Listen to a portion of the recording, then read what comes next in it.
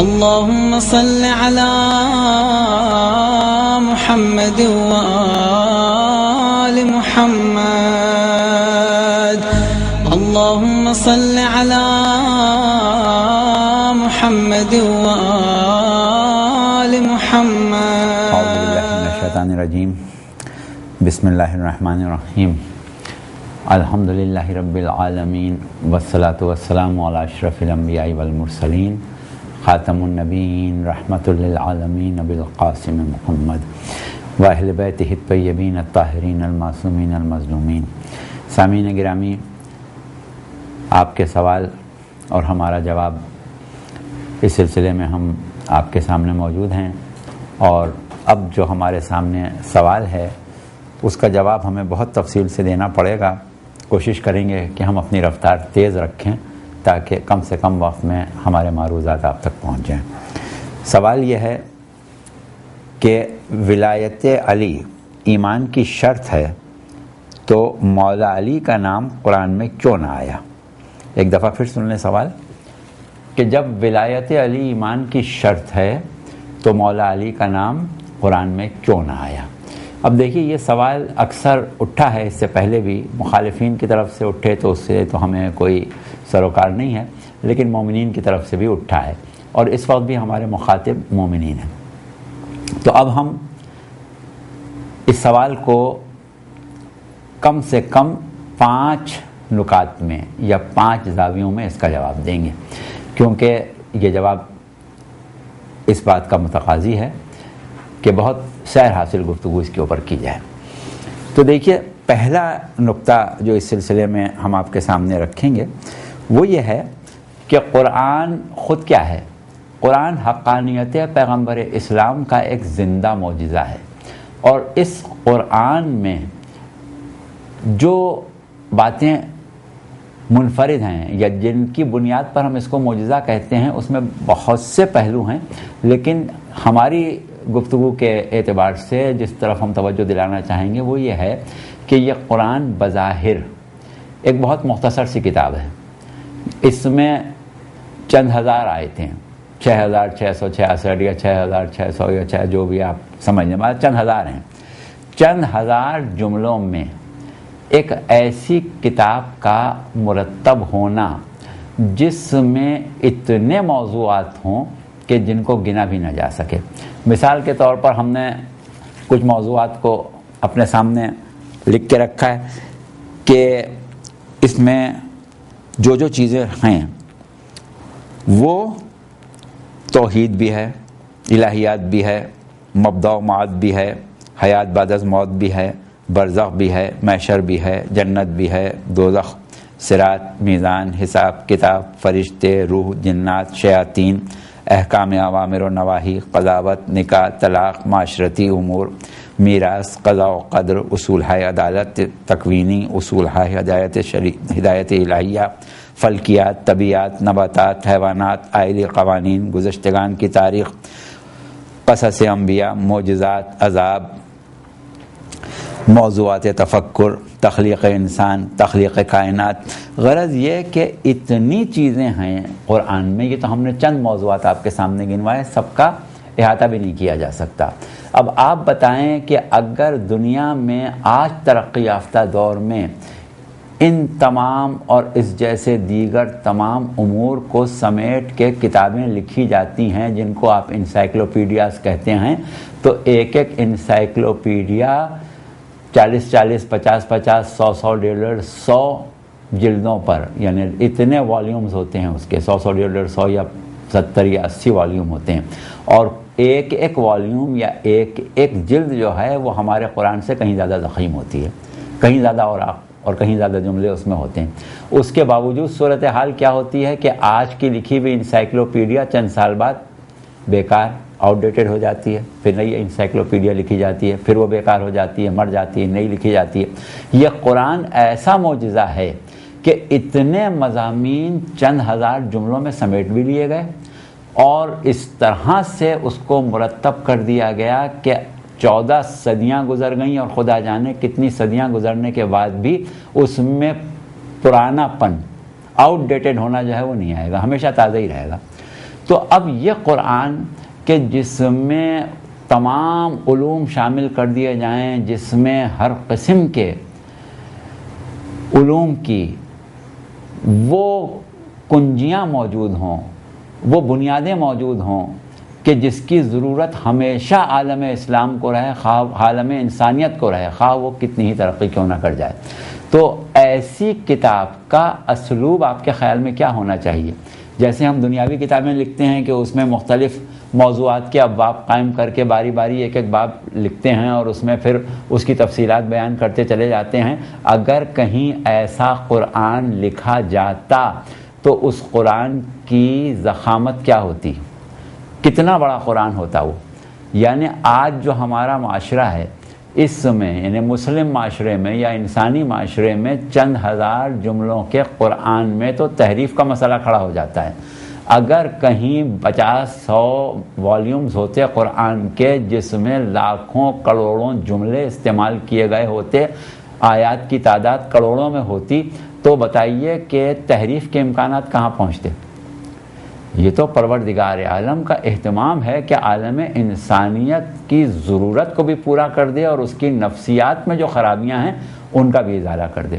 تو اب ایسے قرآن کے اسلوب میں اس طرح سے گفتگو کرنا جس طرح آپ تقاضا کر رہے ہیں، آپ خود سوچیں کہ ممکن ہے یا نہیں۔ ظاہر ہے کہ قرآن کو پروردگار عالم نے اس طرح مرتب کیا کہ اس میں اسرار و رموز ہیں، الفاظ وہی استعمال ہوئے ہیں جو اہل عرب استعمال کرتے تھے، لیکن ایک ایک لفظ میں اتنے معنی پنہا کر دیے ہیں، ایک ایک حرف میں اتنے مفاہیم آ گئے ہیں کہ اس کو سمجھنے اور پڑھنے کے لیے بہرحال ان علوم کی ضرورت ہے کہ جو پروردگار عالم کی طرف سے عطا کیے جاتے ہیں، جس کے تحت قرآن کو صامت اور اس کے ورثاء کو ناطق قرار دیا جاتا ہے، جن کے ذریعے قرآن کا لہجہ، قرآن کے معنی، قرآن کے مفاہیم سمجھ میں آتے ہیں۔ اسی لیے پروردگار عالم نے تنہا قرآن کو کبھی بھی کافی قرار نہیں دیا۔ اب دیکھیے اس قرآن کے جو ہم نے کہا کہ جملوں میں معنی ہیں اور اس میں مفاہیم ہیں، وہ اتنی آسانی سے کسی کی سمجھ میں نہیں آئے گا۔ آج کا زمانہ کہ جس میں ہمارے بچے جدید علوم پڑھتے ہیں، اس وقت کی نسل کمپیوٹر کے پورے ایک نظام تعلیم سے آشنا ہے اور وہ جانتی ہے کہ ایک پوری زبان ہے اشاروں اور کنایوں کی کمپیوٹر میں۔ اگر اس زبان کو آپ عام لوگوں کے سامنے رکھیں تو ان کی کچھ بھی سمجھ میں نہیں آئے گا۔ یا چلیے کمپیوٹر کو چھوڑ دیں، تھوڑا پرانے زمانے میں چلے جائیں، کیمسٹری کا علم، کیمسٹری میں جو بچے یا طالب علم کیمسٹری پڑھتے ہیں یا جو لوگ کیمسٹری سے واقف ہیں، ان کے سامنے آپ حروف تہجی صرف لکھ دیں، اے لکھ دیں، سی لکھ دیں،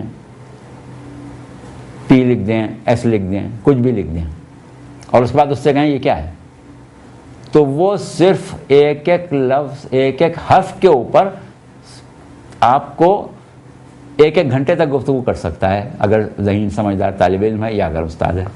آپ نے کہا کہ یہ اے لکھا ہے، اس نے کہا صاحب اے کا مطلب تو آرگن گیس ہوتی ہے، آرگن گیس جو ہے اس کے اتنا ایٹمک ویٹ ہوتا ہے، اس کا اتنا ایٹمک نمبر ہوتا ہے، وہ پیریوڈک ٹیبل میں فلاں مقام پر آتی ہے، اس کا آؤٹر موسٹ شیل جو ہے وہ سیچوریٹڈ ہوتا ہے، وہ ان ایکٹیو ہوتی ہے۔ اب وہ اتنی گفتگو کرے گا صرف اے کے اوپر۔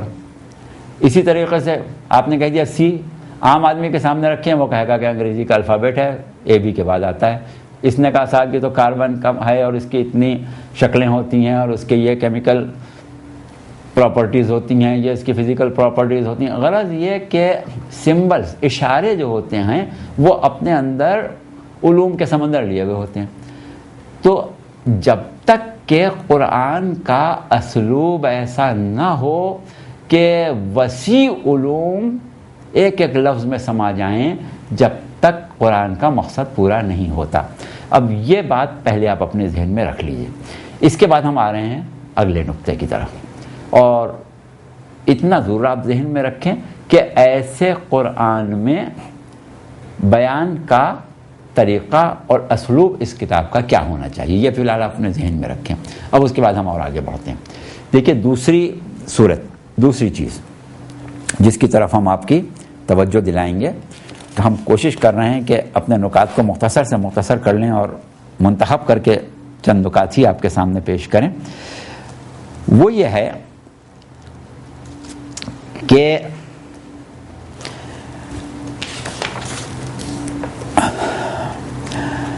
قرآن اگر ان افراد کے نام لینا شروع کر دے کہ جن کو ممدوح قرار دیا گیا ہو، جن کی تعریف کی گئی ہو، تو کیونکہ قرآن ہمیشہ باقی رہنے کے لیے آیا ہے، 14 صدیاں ابھی گزر گئی ہیں، اس کے بعد خدا جانے کب تک رہے. تو اگر نام لے لیے جائیں تو نام رکھنا بہت آسان ہے. کوئی بھی نام لے لیا جائے، اس نام کے ہزاروں آدمی پیدا ہو سکتے ہیں. اگر اس نام کے ساتھ آپ باپ کا نام بھی لگانا ضروری سمجھیں تو اس نام کے آدمی کا بیٹا اس نام کا ہو سکتا ہے. تو اس طریقے سے نام اگر لے لیے جائیں مدح کی صورت میں، ہاں مذمت میں نام لے لو تو کوئی نہیں کوشش کرے گا کہ وہاں اپنا نام لگا دے، لیکن جہاں مدح کے ساتھ نام لیے جائیں گے وہاں خدا جانے کتنے لوگ یہ نام رکھ لیں گے اور اتنے اشتباہات پیدا ہو جائیں گے کہ پتہ ہی نہیں چلے گا کہ قرآن جس زید کی بات کر رہا ہے وہ زید ہے کون. ہر شخص کا نام، ہزاروں نام زید ہو گئے. قرآن جس بکر کی بات کر رہا ہے وہ بکر ہے کون. تو یہ تو ویسے بھی عقلاً ممکن نہیں ہے کہ نام اس انداز پر لیے جائیں جیسے آپ تقاضا کر رہے ہیں. ہاں قرآن نے طریقہ یہ اختیار کیا ہے کہ جس کی مدح کرنا ہو اس کی صفات بیان کرتا ہے، نام نہیں بیان کرتا، صفات بیان کرتا ہے.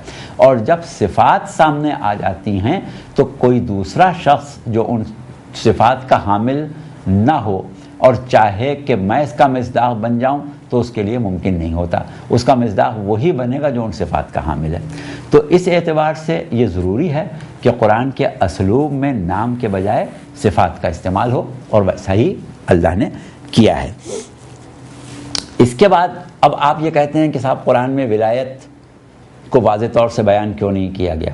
تو قرآن میں ولایت کو بہت واضح بیان کیا گیا ہے. یہ غلط فہمی ہے کہ بیان نہیں کیا گیا، بہت واضح بیان کیا گیا ہے. تمام آیات کو اگر ہم پس پشت ڈال دیں تو صرف آیہ ولایت جو سورہ مائدہ کی 55ویں آیت ہے، انما ولیکم اللہ ورسولہ والذین آمنوا الذین یقیمون الصلاۃ ویؤتون الزکاۃ وہم راکعون، وہ والی آیت جو ہے اس میں پروردگار عالم نے بہت واضح طور پر ولایت کو پہلے اپنی طرف منسوب کیا ہے. انما ولیکم اللہ صیغہ حصر کے ساتھ کہ تمہارا ولی کوئی بھی نہیں ہے، صرف اللہ ہے. پھر اس کو میں وسعت دی، ورسولہ اور اس کا رسول، اللہ اور اس کا رسول. اس کے بعد کیا کیا کہ اب ولایت جب رسالت، توحید اور رسالت سے آگے بڑھ کے صاحبان ایمان کے درمیان آ رہی ہے تو پھر نام نہیں لیا بلکہ صفات بیان کی. اور صفات میں بھی اس بات کا خیال رکھا کہ 1400 سال میں کوئی بھی اپنے اندر کوئی صفت کسی نہ کسی طریقے سے ممکن ہے قائم کر دے، لہذا نشاندہی کے لیے اس عمل کی طرف اشارہ کیا جو اس وقت واقع ہو گیا. جیسے ہم یہ کہیں کہ وہ شخص جو لال ٹوپی پہنے ہوئے بہت سمجھدار ہے، اب اس کا مطلب یہ نہیں کہ جو لال ٹوپی پہن لے وہ سمجھدار ہو جائے گا، وقتی بات ہے. تو جس نے اس وقت حالت رکوع میں زکوٰۃ دی، بات ختم ہو گئی. اب ساری زندگی اور قیامت تک لوگ دیتے رہیں. یعنی وہی والی بات کہ ہم نے کہا سرخ ٹوپی والا سمجھدار ہے، تو یہ نہیں کہ جو زمانے میں جب بھی سرخ ٹوپی پہن لے تو وہ اس کے زمرے میں آ جائے گا، نہیں، وہ جو اس گفتگو کے وقت تھا. تو اس طریقے سے اتنے واضح طور پر پروردگار عالم نے ولایت امیر المومنین علیہ السلام کا ذکر آیہ ولایت میں کیا ہے. اور ہم نے اس وقت وہ حوالے یہاں پر آپ کے لیے بیان کرنے کا ارادہ نہیں کیا کہ کم سے کم 50 ایسی تفاسیر عامت المسلمین کی ہیں جہاں انہوں نے اس بات کا واضح طور پر اعلان کیا ہے کہ یہ ذات علی بن ابی طالب علیہ السلام کی تھی جس کی ولایت کا اعلان ہوا ہے. بہت ہی متعصب شخص امام فخر الدین رازی تک نے تفسیر کبیر میں یہی بات کہی ہے کہ سوائے علی بن ابی طالب کے یہ آیت کسی کی طرف نہیں جاتی. ہاں یہ اور بات ہے کہ بعد میں انہوں نے بہت سے اشتباہات پیدا کیے ہیں، مگر وہ اشتباہات اپنی جگہ. اس بات سے انکار ممکن نہیں ہوا، حکمت خداوندی اتنی یہاں پر کارگر تھی کہ یہ کہنا کہ نہیں یہاں پر یہ شخص نہیں یہ شخص تھا. کوشش ضرور کی گئی لیکن کامیاب نہیں ہوا کوئی، اتنا آسان نہیں تھا. تو آیہ ولایت میں صفات بیان کر کے پروردگار عالم نے جناب امیر علیہ السلام کی ولایت کا تذکرہ بھی کیا ہے، اور اس کے علاوہ بہت جگہ کیا ہے. اچھا، اس کے بعد ایک بہت ہی اہم نقطے کی طرف ہم آپ کی توجہ دلا رہے ہیں. ابھی آپ یہی تو کہہ رہے ہیں نا کہ صاحب شرط ایمان ہے ولایت علی، اتنی اہمیت کے باوجود نظر انداز کر دیا، یہی تاثر ہے نا. تو ہم آپ سے یہ کہتے ہیں کہ اعمال میں سب سے زیادہ مضبوط، سب سے زیادہ اہم کون سا عمل ہے کہ جس کو اگر قبول نہ کیا جائے تو کوئی نیک عمل قبول ہی نہیں ہوتا؟ نماز سے زیادہ کسی چیز کی اہمیت ہے عمل میں؟ عمل میں نماز، عبادات میں نماز کا پہلا نمبر ہے، اور نماز وہ شے ہے کہ اس کے بغیر کوئی عمل قبول ہی نہیں ہوتا ہے. تو اب جو اتنی اہم چیز تھی، اللہ کیا نہیں جانتا تھا کہ امت مسلمہ 23 سال تک رسول کو دن میں 5 دفعہ نماز پڑھتے دیکھے گی بھی اور رسول کے پیچھے پڑھے گی بھی، اس کے باوجود امت اختلاف کرے گی. کوئی کہے گا کھول کے پڑھتے تھے، کوئی کہے گا باندھ کے پڑھتے تھے، کوئی کہے گا ملا کے پڑھتے تھے، کوئی کہے گا ہٹا کے پڑھتے تھے، کوئی کہے گا سینے پر ہاتھ باندھ لیتے تھے، کوئی کہے گا پیٹ پر باندھ لیتے تھے، کوئی کہے گا کہ ناف پر باندھ لے. کیا ہوا؟ اتنا رسول نے پڑھایا، اتنا بتایا کہ جتنی نماز کی رسول نے نشر و اشاعت کی اور جتنی مرتبہ رسول کی ذات سے عمل نماز صادر ہوا اتنا تو کچھ بھی نہیں ہوا. اسی پر امت اتفاق نہیں کر سکی. بہرحال تو بات کیا ہوئی کہ نماز کا ذکر پروردگار عالم کو اس فکر کے اعتبار سے، اس فکر کی بنیاد پر چاہیے یہ تھا، اور اللہ کے لیے کیا مشکل تھا کہ نماز میں باقاعدہ طریقہ نماز، اوقات نماز، واجبات نماز، مستحبات نماز، اور ہاتھ کہاں ہوں، باقاعدہ اللہ کے لیے کوئی تصویریں بنا کے بھیج دینا مشکل نہیں تھا. جہاں قرآن میں نماز کا باب ہوتا وہاں مرد کا نماز پڑھنا، عورت کا نماز پڑھنا، جسم کا ڈھانکنا، کس نے جسم ڈھکا ہو، کس طرح کھڑے ہوں، ہاتھ کہاں ہو، نظریں کہاں ہوں، پیر کہاں ہوں، سب تصویروں میں چارٹ بھی بنے ہوئے ہوتے، اور باقاعدہ اس کے برابر والے صفحے کے اوپر واضح لکھا ہوا بھی ہوتا. پھر اس کے بعد شکوک کا بھی پورا ذکر ہوتا، شکوک کے بارے میں بھی لکھا ہوتا، شرائط کے بارے میں بھی لکھا ہوتا. غرض یہ کہ نماز کا پورا باب یا وہ پورا بیان جو ہم فقہ کی کتابوں میں پڑھتے ہیں وہ تو قرآن میں ہونا چاہیے تھا. اتنی اہم چیز کو کیوں اللہ نے چھوڑ دیا؟ کیا پریشانی تھی اس کو؟ تو دیکھیے ابھی ہم نے جو بنیاد بنائی وہ یہ بنائی کہ اسلوب قرآن کو سمجھیں. اسلوب قرآن میں کیا اس بات کی گنجائش تھی کہ اتنی وضاحت کے ساتھ نماز کا ذکر ہوتا؟ ظاہر ہے اسی وجہ سے پروردگار عالم نے عملی ہدایت کو بہت زیادہ اہمیت دی. آپ دیکھیں کہ بنیادی طور پر پروردگار عالم نے جو صحیفے اور کتابیں نازل کی ہیں ان کی تعداد کتنی ہے؟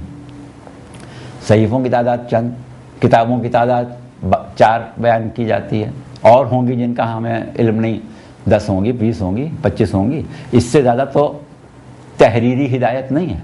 لیکن عملی ہدایت کے لیے 1,24,000 انبیاء، ائمہ، اولیاء، اوصیاء، یعنی نگاہ قدرت میں ہدایت عملی کا جو مقام تھا وہ ہدایت قولی کا نہیں تھا. تو آپ تلاش کر رہے ہیں ہدایت قولی میں، ہدایت عملی کی طرف کیوں نہیں جاتے؟ جو اللہ کی نظر میں زیادہ اہمیت تھی، جو جس چیز کی زیادہ اہمیت ہوگی وہ اس پلیٹ فارم سے بیان کی جائے گی جس کی اہمیت زیادہ ہو. تو اب اللہ نے طریقہ کیا اختیار کیا کہ نماز کی مجمل یا نماز کی تاکیدی گفتگو قولی ہدایت میں کر دی، لیکن نماز کی تمام تفصیلات جن کی طرف ابھی ہم نے توجہ دلائی وہ پیغمبر اسلام صلی اللہ علیہ وآلہ وسلم کے ذمے کی کہ یہ معاملات اتنے اہم ہیں، اتنے ضروری ہیں، اتنے تفصیلی ہیں، اتنے وضاحت طلب ہیں کہ قرآن کے اسلوب میں گنجائش نہیں ہے. یہ کام پیغمبر اسلام صلی اللہ علیہ وآلہ وسلم فرمائیں گے اور یہ حکم دیں گے کہ ویسے نماز پڑھو جیسے میں پڑھتا ہوں. تو جس طرح نماز کو قولی ہدایت میں صرف تاکید کی حد تک اور عملی ہدایت میں پورے واضح طور پر بیان کیا، یہی صورت ولایت کی ہے کہ جس طرح عمل میں نماز اہم ہے اسی طرح عقیدے میں ولایت اہم ہے۔ اب ولایت کے بھی بہت سے تقاضے تھے، ولایت میں مودت بھی تھی، ولایت میں سرپرستی بھی تھی، ولایت میں طہارت بھی تھی، ولایت میں عصمت بھی تھی، ولایت میں ہدایت بھی تھی، ولایت میں کرامات بھی تھیں، ولایت میں اتنی چیزیں تھیں کہ قرآن کا اسلوب اور مزاج جو ہے وہ اس کا متحمل نہیں تھا۔ لہٰذا پروردگار عالم نے اس عمل کو اپنی عملی ہدایت کا حصہ بنایا، قولی ہدایت میں صرف تاکید کی۔ پھر بھی نماز کے بارے میں اقیموا الصلاۃ کا ہی جملہ آتا ہے، ولایت کا معاملہ جہاں آتا ہے کہیں آیا مودت رکھ دی، کہیں آیا تطہیر رکھ دی، کہیں آیا خمس رکھ دی، کہیں اطاعت کے بارے میں کہ فضائل میں تذکرہ کر دیا کہ اطیعوا الرسول واولی الامر منکم، کہیں کونوا مع الصادقین کہہ دیا۔ یعنی قرآن میں جگہ جگہ ولایت کی طرف اشارے کر دیے اور اس کی توضیحات جو ہیں وہ شعبہ ہدایت عملی کی طرف کر دیں۔ لہٰذا پیغمبر اسلام صلی اللہ علیہ وآلہ وسلم نے اس کے بارے میں اتنی گفتگو کی اور اتنی واضح گفتگو کی کہ اب یہ کہنا کہ قرآن میں کیوں نہیں ہے، کیا رسول کا کہنا کافی نہیں ہے؟ جس طرح رسول کا نماز پڑھنا کافی ہو گیا قرآن میں نہیں رکھا، اسی طرح رسول کا تعارف ولایت کافی ہو گیا، اس لیے قرآن میں ان الفاظ میں نہیں رکھا جس میں آپ تلاش کر رہے ہیں۔ اب دیکھیے رسول کا اعلان، رسول کا طریقہ، چاہے وہ دعوت ذوالعشیرہ ہو اور چاہے منبر غدیر ہو، بڑی اچھی اور گہرائی کی زبان میں ہمارا مدعا جو ہم بیان کر رہے ہیں، مرحوم آل رضا صاحب نے نظم کیا تھا کہ محمد کو نبی کی حیثیت سے جس قدر سمجھے، علی کی منزلیں دیکھیں مشیت کی نظر سمجھے۔ شب ہجرت کے بستر سے غدیر خم کے منبر تک سمجھنے کے لیے کیا کچھ نہیں انسان اگر سمجھے، اور یہیں پر ہو گئیں اپنی عقیدت کی حدیں قائم، رسول اللہ کی باتوں کو بے حد معتبر سمجھے۔ تو یہ وہ زاویہ ہے کہ جس کو آپ پروردگار عالم کی ہدایت کو دو حصوں میں تقسیم کریں، ہدایت قولی اور ہدایت عملی، اور اس کے بعد دیکھیں کہ اللہ نے کس چیز کو کہاں زیادہ بہتر مقام دے کے آپ کی ہدایت کی ہے۔ تو بہرحال آپ کے سوال کا جواب ہم نے دے دیا۔ السلام علیکم ورحمۃ اللہ وبرکاتہ۔